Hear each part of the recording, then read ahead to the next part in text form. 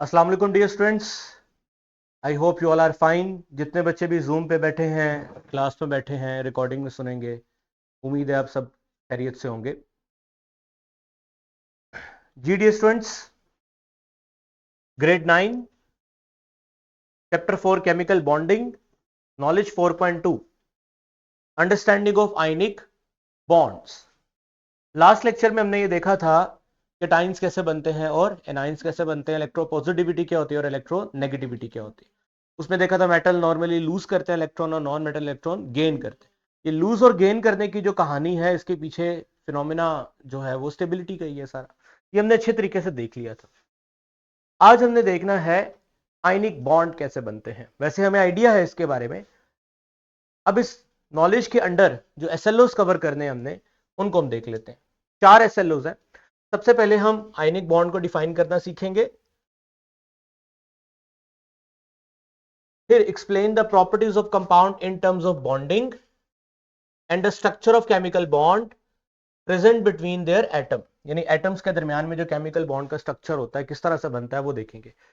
Interpret करेंगे strength of forces and attraction and their impact on ionic compound melting and boiling point, यानी ionic bond बनने की वजह से चीजों का जो मेल्टिंग बॉइलिंग पॉइंट है वो किस तरह से इन्फ्लुएंस होता है।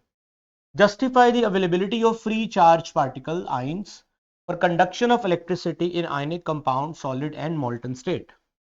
और आखिरी पॉइंट जो हम जस्टिफाई करेंगे, ड्रॉ करेंगे हम स्ट्रक्चर्स कुछ आयनिक कंपाउंड्स के, जिनमें मिसालें हैं बाइनरी आयनिक कंपाउंड्स की। हमने एग्जांपल्स देखनी है क्या होते हैं binary ionic compounds. Binary ionic compounds अभी पढ़ाएंगे। एग्जांपल जो हमने डिस्कस करनी है वो NaBr, NaF, कैल्शियम क्लोराइड, इनके डॉट एंड क्रॉस डायग्राम्स और लिविस डॉट स्ट्रक्चर्स जो हैं वो हमने देखने हैं। ये क्या है, ये सब कुछ बहुत आसान चीजें, हम इनको अच्छे तरीके से समझते हैं। नॉलेज जो हम एक्सट्रैक्ट करेंगे, हमें पता चल जाएगा कि आयनिक बॉन्डिंग इन्वॉल्व होती है strong electrostatic attraction between oppositely charge ion, influencing the properties melting and boiling point and the electrical conductivity of ionic compound. Both in solid and molten state, the structure and the formation of ionic compounds can be illustrated using dot and cross diagram and Lewis dot structure as seen in example like NaBr, NaF, calcium chloride.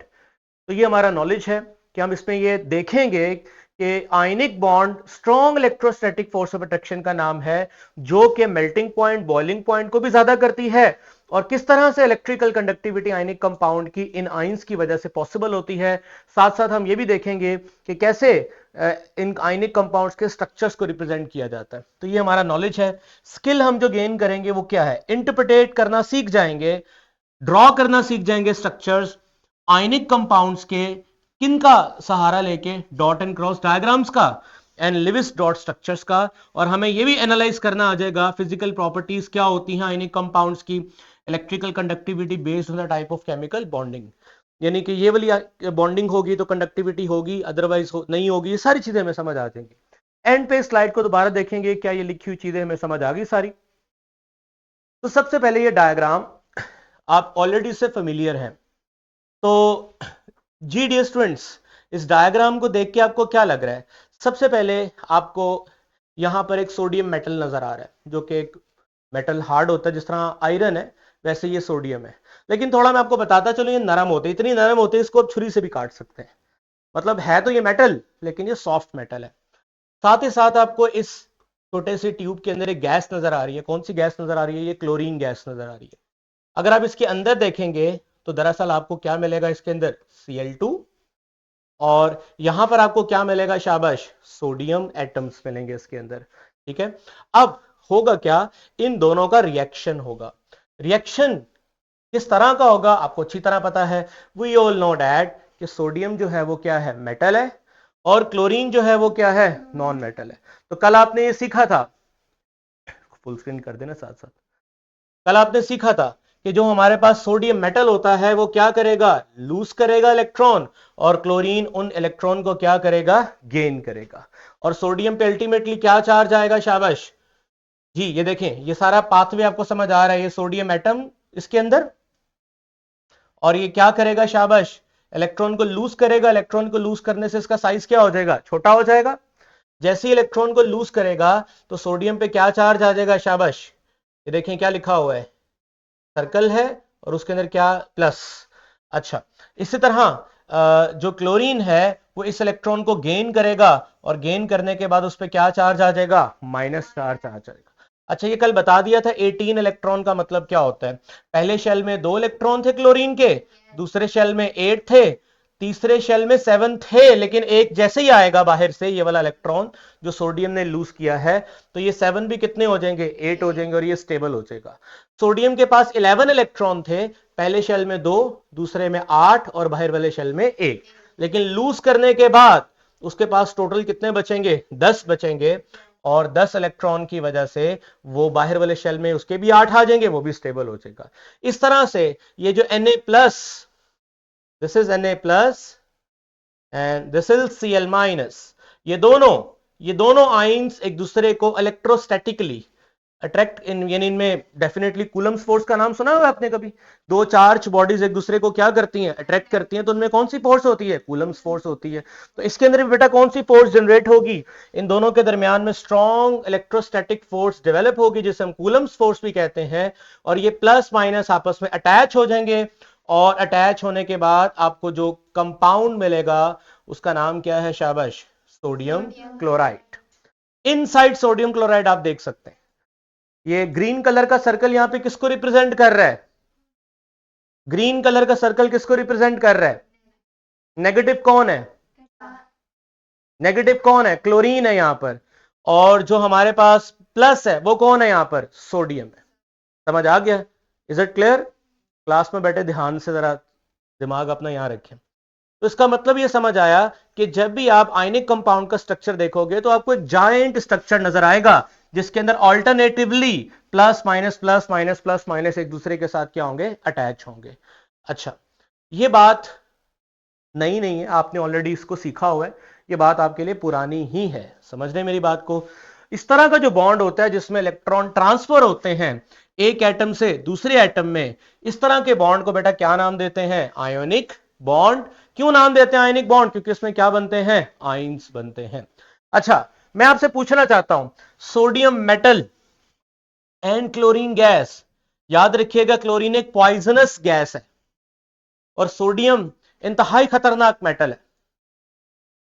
क्या जो table salt है, नमक जो आपके घरों में इस्तेमाल होता है, क्या ये पॉइजनस है, यानी कि टेबल सॉल्ट बनाने के लिए दो इंतहाई खतरनाक केमिकल इस्तेमाल किए गए, लेकिन जो उससे रिजल्टेंट केमिकल बना टेबल सॉल्ट, वो खतरनाक नहीं है, वो आपकी डाइट का पार्ट है।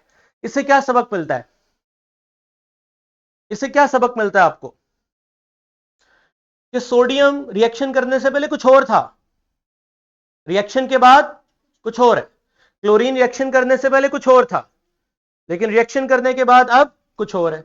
इससे एक और सबक मिलता है कि केमिकल रिएक्शंस कहते ही उनको हैं जिनमें कंस्टिट्यूएंट्स जैसे थे आगे जाके वैसे ना हो, अपनी प्रॉपर्टी को ही चेंज कर लें, ऐसे रिएक्शन को क्या बोलते हैं, केमिकल रिएक्शन। अगर कोई आपसे पूछे सोडियम और सोडियम प्लस में कोई फर्क है, बहुत फर्क है। अगर कोई आपसे पूछे क्लोरीन गैस और Cl- में कोई फर्क है, तो बहुत फर्क है। वो पॉइजनस है और ये हमारी डाइट का पार्ट है। सोडियम रिएक्टिव मेटल है, लेकिन Na+ स्टेबल मेटल है और बिल्कुल नॉन रिएक्टिव भी नहीं है। समझ रहे हो मेरी बात को। तो ये बात आपको समझाना चाहता हूं कि बिफोर केमिकल रिएक्शन जो रिएक्टेंट होते हैं उनकी प्रॉपर्टी एक अलग होती है, और जो प्रोडक्ट बनेगा उसकी प्रॉपर्टी अपने रिएक्टेंट से कभी भी मैच नहीं करेगी, चाहे आयनिक रिएक्शन हो, चाहे कोवलेंट बॉन्डिंग हो, किसी तरह की भी बॉन्डिंग हो, ऐसा ही होगा। ठीक है, आगे चलते हैं। अच्छा, प्रॉपर्टीज पे आते हैं। अच्छा, ये प्रोसेस मैंने आपको लास्ट टाइम सिमुलेशन में दिखाया हुआ है, किस तरह इलेक्ट्रॉन ट्रांसफर होता है, वो हम लोगों ने देखा हुआ है, इसको मैं दोबारा इसलिए नहीं दिखा रहा। नेक्स्ट हम लोग मूव करने वाले हैं properties of ionic compound, ionic compound की कुछ प्रॉपर्टीज। सबसे पहले तो यहां पे वो बात लिखी है जो मैंने आपके साथ शेयर की कि ionic compound like NaCl have very different property from the elements that from them, NaCl को जिसने बनाया उनसे तो बहुत डिफरेंट है। Sodium is a shiny metal and the chlorine is a poisonous gas, but together they create a salt, hard white substance. The strong attractive forces between positive and negative ions in NaCl give its high melting and boiling point. Melt क्या होता है? Melt यही होता है ना कि particle, देखिए मैं आपको मिसाल देता हूं, ये मेरा हाथ है, अगर मैं आपको कोई चैलेंज है जिसको छुड़वा के दिखाएं, मतलब अगर आपने इसको अलहदा कर लिया, अब जीत गए, अब तुम आओ इधर आओ, जरा आ जाओ, आ जाओ, शाबाश, देखते हैं जी ये कर सकते हैं, लेट्स ट्राई। आप इधर, चलो अब इसको अलहदा करना है, ट्राई करो, नहीं ऐसे नहीं हार माननी, चलो शाबाश, इसको अलहदा करना है, जोर लगा रहा है, अलहदा नहीं हो रहा है इससे। इसका क्या मतलब है? इसका मतलब है जितनी पार्टिकल्स में ग्रिप टाइट होगी उनको मेल्ट करना। अच्छा, मेल्ट करेंगे तो फिर जाके बॉयल होगा ना। मेल्ट होता है लिक्विड में जाना, और बॉयल होता है, आसान लफ्जों में बताऊं, गैस में जाना। गैस में जाने के लिए पार्टिकल को बहुत दूर भेजना पड़ता है। अब ये भाई पहले मेल्ट करेंगे इसको, फिर बॉयल होगा ना। अब करो, इसको अलहदा करो जरा। इसका मतलब है कि जब ग्रिप लूज होगी तो मेल्ट होना क्या है? आसान। जब ग्रिप स्ट्रॉन्ग, अब मैं आपका अलहदा करूं, ठीक है जाओ बैठो, शाबाश। तो कहने का मतलब यह है कि आयनिक कंपाउंड जो किससे बने हुए हैं, प्लस माइनस, इनमें स्ट्रॉन्ग इलेक्ट्रोस्टैटिक फोर्सेस है, और स्ट्रॉन्ग इलेक्ट्रोस्टैटिक फोर्सेस की वजह से ये बड़ा मजबूती के साथ आपस में पैक हैं, जुड़े हुए हैं। इनको अलहदा करना आसान नहीं है, इसलिए इनको मेल्ट करना भी मुश्किल है और बॉयल करना भी मुश्किल है। समझ गए मेरी बात को? अब नेक्स्ट पेज पे मैंने कुछ कंपाउंड्स लिखे हैं, ये सारे के सारे आयनिक कंपाउंड्स हैं, और इनके मेल्टिंग पॉइंट्स देखो कितने ज्यादा है, किसी का 660 है, किसी का 734 है, किसी, देखो ना काफी ज्यादा है। ना सिर्फ मेल्टिंग पॉइंट बल्कि बॉइलिंग पॉइंट भी बहुत ज्यादा है। ये चीज क्या रिफ्लेक्ट करती है? ये चीज यही रिफ्लेक्ट करती है कि इनके दरमियान में जो फोर्स है वो बहुत ज्यादा स्ट्रांग है। Is it clear? चले आगे चलते हैं। Brittle in nature, brittle in nature, ये ब्रिटल क्या होता है? आप बता सकते हैं what is meant by brittle? अब मसलन मैं इस बोतल को, ये मेरे हाथ में एक बोतल है, हम साफ करते हैं चीजों को, अगर इसको मैं नीचे फेंकता हूं, टूटेगा ये? तो ये हार्ड है और फ्लेक्सिबल है, हार्ड है और फ्लेक्सिबल। अच्छा, लोहे को मैं नीचे फेंकूंगा वो भी नहीं टूटेगा, वो भी हार्ड है, और अगर वो उसको जोर से भी फेंकेंगे तो टेढ़ा होगा ज्यादा से ज्यादा, टूटेगा नहीं। चीजें हार्ड होती हैं, फ्लेक्सिबल होती हैं, या चीजें हार्ड होती हैं तो ब्रिटल होती हैं। ब्रिटल के शीशा, अब शीशा नीचे गिरेगा तो वो फ्लेक्सिबल है? नहीं, वो ब्रेक हो जाएगा, टूट जाएगा। नमक का आपने कोई सॉल्ट का बड़ा सा पीस देखा हो आपने, आप क्या इमेजिन करते हैं अगर आप उसको गिराएंगे तो वो बचेगा या टूट जाएगा? टूट जाएगा। क्यों? क्यों टूटेगा? हालांकि प्लस माइनस में तो बड़ी स्ट्रांग फोर्स है, इसको टूटना तो नहीं चाहिए, मैंने बोला ना इसमें बड़ी स्ट्रांग फोर्स है, टूटना नहीं चाहिए। लेकिन होता क्या, जब फोर्स लगती है तो ये लेयर्स स्लाइड करती हैं एक दूसरे पे। जब लेयर्स स्लाइड करती हैं तो अभी तो प्लस के सामने माइनस है, माइनस के सामने कौन है? प्लस। लेकिन जैसे ही स्लाइडिंग होती है तो स्लाइडिंग के नतीजे में क्या होता है, आप जरा देखो, ये माइनस माइनस के सामने आ गया, प्लस प्लस के सामने आ गया, माइनस माइनस के सामने आ गया, प्लस प्लस के सामने आ गया। उल्टा जो यहां पर अट्रैक्शन थी वहां पर क्या आ गई है? रिपल्शन आ गई है। रिपल्शन की वजह से ये लेयर यहां से टूट जाएगी और ये लेयर सेपरेट, ये लेयर सेपरेट, और इस तरह से ब्रेकअप हो जाएगा इनका। ठीक है ना, मतलब ये लेयर्स सेपरेट सेपरेट हो जाएंगे एक दूसरे से। इस तरह से आयनिक कंपाउंड्स किस नेचर के होते हैं? ब्रिटल नेचर के होते हैं। ब्रिटलनेस समझ आ गया आपको कि जब भी इन पे फोर्स अप्लाई होगी तो ये स्लाइड करेंगे, और स्लाइड करने की वजह से एक जैसे चार्जेस जब सामने आएंगे तो रिपल्शन की वजह से जो है वो आयनिक कंपाउंड ब्रेक हो जाएगा। आगे चलते हैं। नेक्स्ट हमारे पास अगली प्रॉपर्टी है आयनिक कंपाउंड की, इलेक्ट्रिकल कंडक्टिविटी। क्या होता है बेटा इलेक्ट्रिकल कंडक्टिविटी? बताइए आप, नाम से कुछ पता चल रहा होगा, करंट का गुजरना, करंट का गुजरना। अच्छा जी, मैं एक सवाल करता हूं, आप जो जूम पे बैठे हैं वो भी जवाब दें। अगर फर्ज करो, एक मिसाल दे रहा हूं मैं आपको, अगर मैं स्विच में अपनी फिंगर को प्लेस कर दूं, स्विच ऑन कर दूं, तो मुझे करंट लगेगा? आपको लगा है कभी किसी को? कभी ना कभी किसी के साथ ऐसा इंसिडेंट हुआ है? अभी ऐसा करना नहीं है। क्यों? वजह, वजह क्या है, हमें करंट क्यों लगता है? करंट किसी भी बॉडी में क्यों बहता है, क्यों फ्लो करता है, उसकी दो रीजंस है। अभी मैं दोनों सिमुलेशंस दिखाता हूं आपको। एक रीजन है या तो उसमें फ्री इलेक्ट्रॉन्स हो या उसमें आयंस हो। अगर आयंस होंगे या फ्री इलेक्ट्रॉन्स होंगे तो उस बॉडी में से क्या फ्लो करेगा, करंट फ्लो करेगा। जैसे तार है, अब तार के अंदर, वायर के अंदर फ्री इलेक्ट्रॉन्स होते हैं, इलेक्ट्रॉन्स फ्लो करते हैं। अच्छा वो क्यों करते हैं, कैसे करते हैं, वो फिजिक्स में आप सीखोगे। अभी इतना सीखो कि जहां पे फ्री इलेक्ट्रॉन्स होंगे वहां पे करंट फ्लो करेगा। ये बातें आपने छोटी क्लासों में भी पढ़ी हुई है। और जहां पर आयंस होंगे वहां पर भी करंट फ्लो करेगा। ठीक है, अभी मैं आपको एक सिमुलेशन के थ्रू एग्जांपल दिखाता हूं।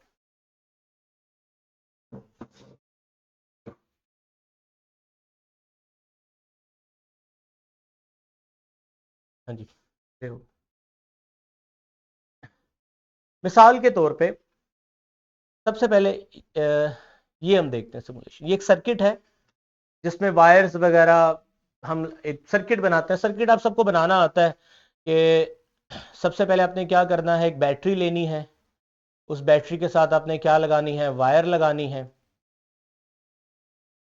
ठीक है, इस वायर के अंदर, इस वायर के साथ एक और वायर लगा दें आप, वायर जोड़ दें। फिर इसके आगे एक बल्ब लगा दें। ठीक है, फिर एक वायर लगा दें और इसके आगे एक स्विच लगा दें और स्विच को इस बैटरी के साथ कनेक्ट कर दें। और जैसे ही मैं ये स्विच ऑन करूंगा तो आप ये देखो ना, ये कुछ फ्लो कर रहा है, ये कुछ फ्लो कर रहा है इसके अंदर से। ये क्या है, ये इलेक्ट्रॉन्स हैं। ठीक है, और इलेक्ट्रॉन्स के फ्लो करने से जो बल्ब है ये रोशन हो गया। इसका मतलब इलेक्ट्रॉन फ्लो करते हैं तो करंट बहता है।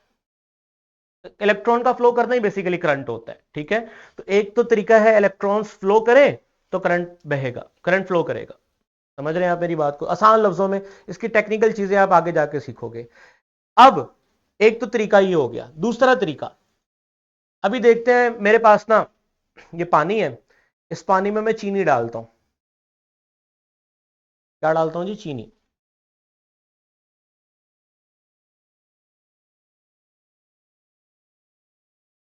जस्ट अ मिनट,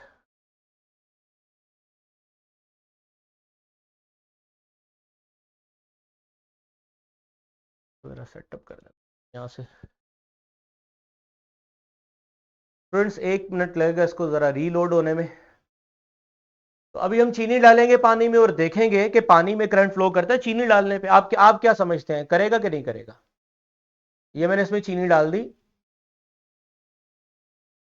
चले देख लेते हैं। अभी चीनी डालने के बाद, हाँ जी, जूम पे जो बच्चे बैठे हैं वो बताएं कि चीनी डालने पे करंट फ्लो करेगा। No sir. अच्छा देख लेते हैं। ऐसा करते हैं, इसमें हम ये लगाते हैं बल्ब और बैटरी, और साथ में बैटरी का प्लस माइनस अंदर डाल दिया। तो देखो बल्ब रोशन नहीं हुआ। बल्ब के रोशन ना होने का मतलब है कि करंट फ्लो नहीं करेगा। अच्छा, अब ऐसा करते हैं कि हम शुगर को रिमूव करते हैं, सॉल्ट डालते हैं, नमक, NaCl डाल देते हैं। अब NaCl पानी में जाके करता क्या है, सबसे पहले तो हमें यह समझना है। तो NaCl पानी में जाके अगर इसका अब माइक्रोव्यू लें NaCl का, तो ये देखो, ये मैंने नमक फेंका। अब जैसे ही नमक पानी में गया तो नमक में जाके पानी के आयंस अलग अलग हो गए, प्लस अलग हो गया और माइनस क्या हो गया, अलग हो गया। इसका मतलब नमक पानी में क्या हो गया, डिसोल्व हो गया। अब पानी में क्या मौजूद है, आयंस मौजूद है, प्लस भी है और माइनस भी है। जब पानी में आयंस मौजूद है तो एक काम करता हूं, अब मैं इसके अंदर वो डालता हूं, नमक डालने के बाद थोड़ा और नमक डाल देता हूं और इसमें अब बैटरी डालता हूं। तो क्या बल्ब रोशन हुआ, चलो ज्यादा कर देते हैं। जितना नमक ज्यादा डालोगे, ये लो, तेज हुई रोशनी। और नमक डाल देते हैं, जितना नमक डालते जाओगे रोशनी तेज होती जाएगी। इसका मतलब आयंस बढ़ गया ना, कंडक्शन बढ़ जाती है उससे। तो इसका मतलब क्या है कि नमक में तो इलेक्ट्रॉन्स नहीं है, नमक में तो बेसिकली क्या है, आयंस है। तो दो वजहों से करंट फ्लो करता है, क्या क्या मौजूद हो, इलेक्ट्रॉन्स, और क्या मौजूद हो, आयंस। क्या ये बात आपको समझ आ गई है, इज इट क्लियर। अच्छा, एक सिमुलेशन साथ में हम और प्ले करते हैं। ये देखें, ये मेरे पास NaCl है। आपने मुझे बताना है कि NaCl ये पानी है। जैसे ही पानी NaCl में जाए, यानी नमक को पानी में डाला होगा, तो क्या हुआ होगा। देखो ये पानी में भी तो आपको नजर आ रहा है ना, प्लस माइनस। पानी में जो पानी के मॉलिक्यूल हैं उसमें प्लस भी है और माइनस भी है, जैसे वो नमक के साथ टकरा रहे हैं तो पानी का जो प्लस है वो नमक में से माइनस खींच के लेके जा रहा है, और पानी का जो माइनस है वो नमक में से प्लस लेके जा रहा है। इस तरह आहिस्ता आहिस्ता देखते देखते नमक हल हो जाएगा। अच्छा, कुछ कुछ अभी अभी देखें, आहिस्ता आहिस्ता नमक हल हो रहा है। देखो ना, कुछ आयंस पानी में हल हो चुके हैं और कुछ अभी हल होना बाकी हैं जो नीचे बैठे हुए हैं। आप मुझे मशवरा दो, क्या करूं कि ये भी हल हो जाए? पानी को गर्म करें। पानी को गर्म करने से क्या होगा? जल्दी जल्दी मूवमेंट होगी पानी के मॉलिक्यूल की, जिससे ये आपने पढ़ा नहीं चैप्टर 1 के अंदर सैचुरेटेड सॉल्यूशन सोलेबिलिटी वाला कंसेप्ट, जैसे जैसे टेम्परेचर बढ़ाओगे तो सोलेबिलिटी बढ़ जाएगी। अच्छा, मुझे एक छोटी सी सजेशन दें कि ये नमक तो हल हो रहा है, लेकिन मैं ये जो कॉपर सल्फेट डालता हूं ना, तो ये देखो ये इतना आसानी से हल नहीं हो रहा। इसका क्या मतलब है? हल होगा, ये भी होगा, ऐसा नहीं कि नहीं हल होगा, लेकिन इसको बहुत टाइम लग जाएगा। या चले, इसको तो बहुत टाइम लग रहा है। देखो ना, ये अब कितनी देर बाद जाके एक प्लस निकला है, अब कितनी देर बाद जाके एक माइनस निकलेगा। तो जूम पे बैठे हुए बच्चे में मुझे बताएं कि ये एक साल्ट जल्दी हल हो रहा था और एक साल्ट देर से हल हो रहा है, इसके पीछे क्या वजह हो सकती है जी? इसके पीछे क्या रीजन हो सकती है? वही रीजन, ये वाली। कुछ लोग मेरी तरह है, आ जाओ आप, और कुछ लोग आजा आजा आजा, तेरी वजह से समझ आएगा जल्दी। कुछ लोग मेरी तरह हैं और कुछ लोग इनकी तरह हैं। कुछ लोगों से मुराद कुछ सॉल्ट ऐसे हैं और कुछ सॉल्ट ऐसे हैं, आप भी ऐसे कर लो। अब कौन सा सॉल्ट जल्दी हल होगा पानी में? ये वाला, पता चल गया आपको। और इस सॉल्ट को हल करना मुश्किल है। तो कहने का मतलब यह है कि प्लस माइनस के अंदर देखो ना, हो रहा है डिसॉल्व, टाइम लगाया इसने। इसका मतलब कुछ प्लस माइनस है, उनमें अट्रैक्शन सबकी एक तरह की नहीं है, किसी की बहुत ज्यादा है और किसी की रिलेटिवली वीक है। जिसकी वीक होगी वो पानी में जल्दी डिसॉल्व हो जाएगा, जिसकी स्ट्रांग होगी उसको पानी में डिसॉल्व होने में क्या लगेगा? टाइम लगेगा। इसलिए तो कहा था कि सबकी सोलेबिलिटी बराबर नहीं होती। ये बात आपको चैप्टर 2 के अंदर सिखाई थी ना, सोलेबिलिटी सबकी चेंज है, ठीक है, इस लिहाज से सोलेबिलिटी पे फर्क पड़ता है। ओके स्टूडेंट्स, अब आगे मूव करते हैं, दोबारा स्लाइड की तरफ जाते हैं। तो अब आप मुझे बताओ, अगर इलेक्ट्रिकल कंडक्टिविटी शो करेगा इन एक कंपाउंड तो किस हालत में करेगा? क्या वो इस हालत में करेगा इलेक्ट्रिकल कंडक्टिविटी शो? बोलो, इलेक्ट्रिकल कंडक्टिविटी शो करने के दो तरीके मैंने बता दिया आपको, यहां तो आजाद इलेक्ट्रॉन्स हो, यहां तो आजाद आइंस हो। तो क्या यहां आइंस आजाद है? नहीं। तो इसका मतलब सॉलिड फॉर्म के अंदर आयनिक कंपाउंड कंडक्टिविटी शो नहीं करेंगे। समझ आ गया? तो दे will be a non conductor. या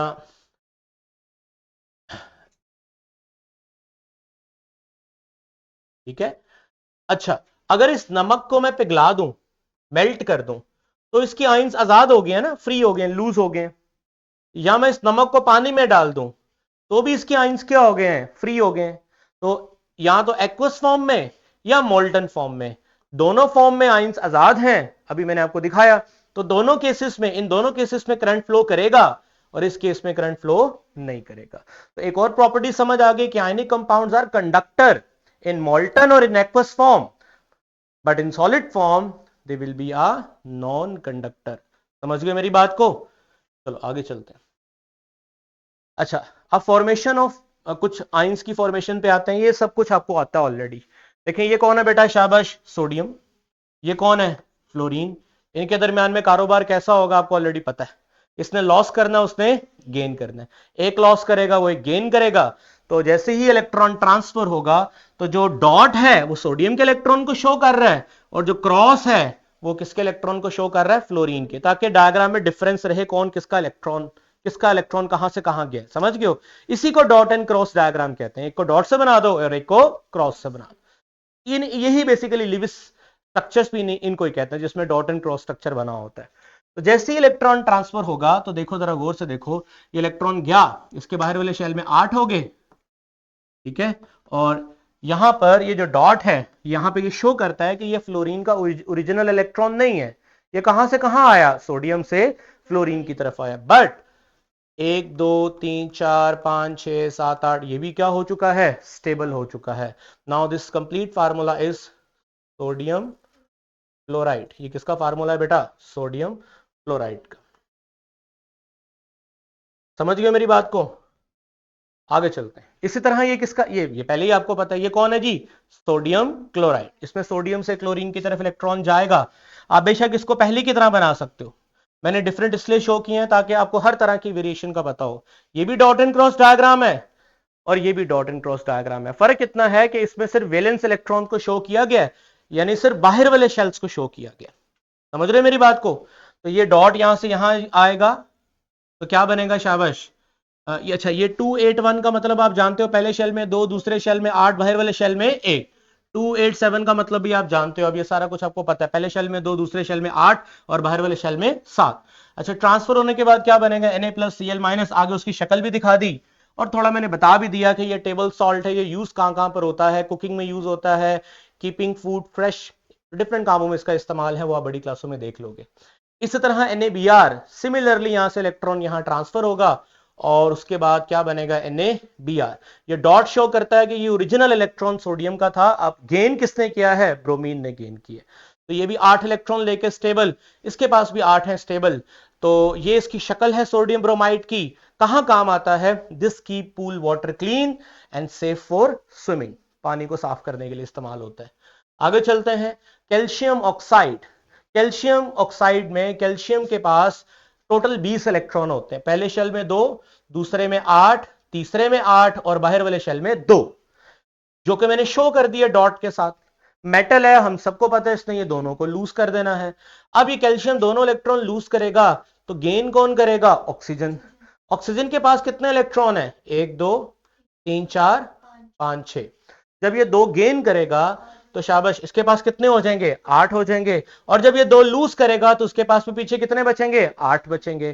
तो ये भी स्टेबल और ये भी स्टेबल। ये डॉट एंड क्रॉस फार्मूला है, इसमें रेशो भी बताई हुई है साथ में, 1:1 का मतलब एक कैल्शियम के साथ एक ही ऑक्सीजन क्या होगा, अटैच होगा। कहां इस्तेमाल होता है, it is use to making concrete for buildings. Building का जो कंक्रीट होता है उसको बनाने में ये इस्तेमाल होता है। आगे चलते हैं, कैल्शियम क्लोराइड, जी खुद गेस करें, शाबाश। इन दोनों को एक एक इलेक्ट्रॉन की जरूरत है और यहां से एक इधर जाएगा एक इधर आएगा, तो इस पे क्या चार्ज आएगा, +2, इस पे क्या आएगा, -1 -1। फार्मूला क्या बनेगा, CaCl2, क्योंकि एक कैल्शियम के साथ 2 Cl अटैच होंगे। रेशो क्या बनेगी, शाबाश, 1:2। कहां यूज होता है, this help to melt ice on roads when it is cold. सर्दियों में बर्फ, जो जहां जिन इलाकों में बर्फ होती है वहां पे ये सॉल्ट डालते हैं ताकि ये जल्दी से मेल्ट हो जाए वो, ठीक है। तो ये हमारे SLO थे। अब दोबारा देखते हैं और देखते हैं कि पढ़ने से पहले हम कहां पे थे और अब कहां पर। डिफाइन आयनिक बॉन्ड कर लेंगे डिफाइन। आगे क्या करना है, explain the properties of compound in terms of bonding. Bonding के लिहाज से प्रॉपर्टीज हमने पढ़ी, कौन कौन सी प्रॉपर्टीज पढ़ी, सोलेबिलिटी पढ़ी, इलेक्ट्रिकल कंडक्टिविटी पढ़ी, high melting and boiling point पढ़ा, ब्रिटलनेस पढ़ा हमने, ठीक है, वो भी हमने पढ़ लिया।